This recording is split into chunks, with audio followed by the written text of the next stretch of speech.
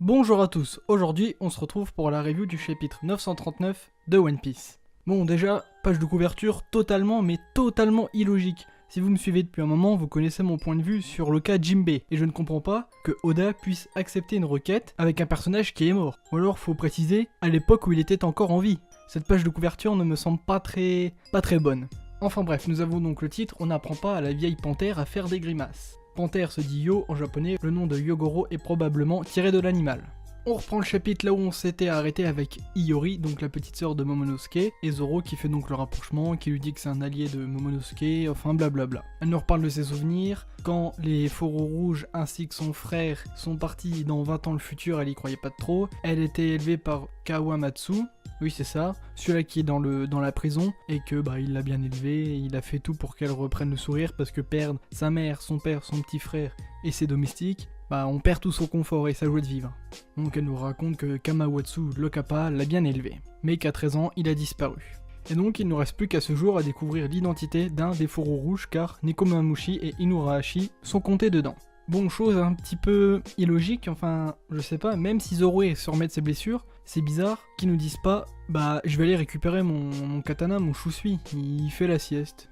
Et même, il dit j'arrive pas à dormir. Donc sur le coup, je me suis dit hop, une fois qu'ils ont fini de causer, il va dire allez hop, je vais chercher mon katana. Même pas.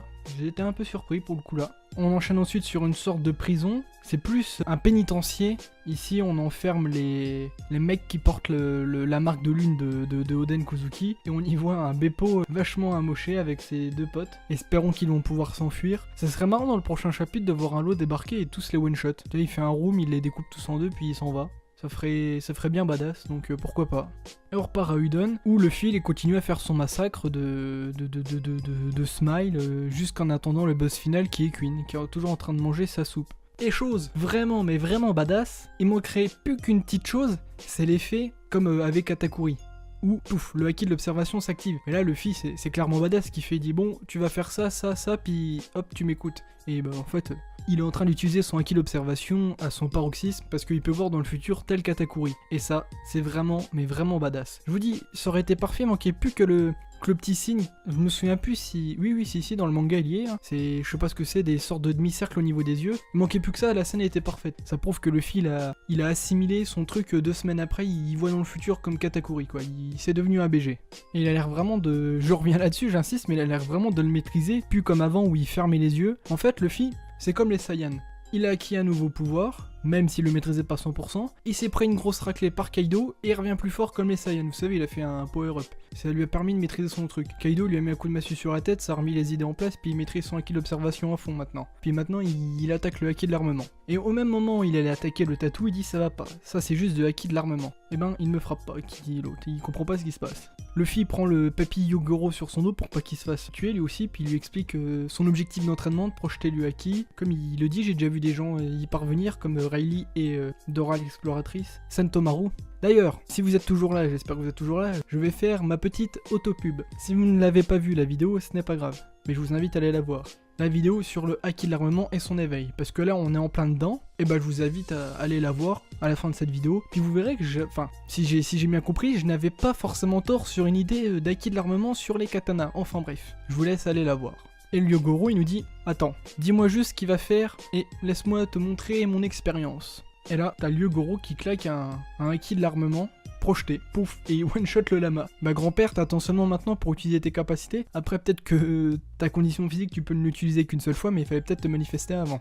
Il y a Hyogoro qui nous fait aussi le petit discours. Chapeau de paille. À Wano aussi, il existe une force qu'on puise dans son corps et qu'on sente dans la lame de son sabre. C'est ce que je vous parlais de la vidéo en question. Un bon katana tranche le fer si on souhaite le trancher. Et ne coupe pas même le papier si l'on ne veut pas le couper. C'est au sabreur d'en décider. Et là, vous l'avez tous compris, on repense à Zoro contre Mr. One avec son sensei Kyoshiro qui lui a dit ça et qui coupe une pierre, un caillou ou un gravat, je ne sais plus. Et après, il y a une petite feuille qui tombe et il met un grand coup dedans et ça se coupe pas. Kyoshiro, il lui a transmis ça. Le Yogoro il nous dit que les fines lames de Wano, leur pseudo-force, donc que Shiro doit venir de Wano ou a reçu les enseignements de quelqu'un de Wano et Zoro d'Inariti, enfin vous voyez le délire. Ce qui veut dire que Zoro, c'est le premier mec à avoir développé une sorte de haki de l'armement spécial katana. Zoro, précurseur du haki de l'armement. Zoro est un monstre. Enfin bref. Je sais pas si ça peut être vraiment une info de fou, ou si c'est...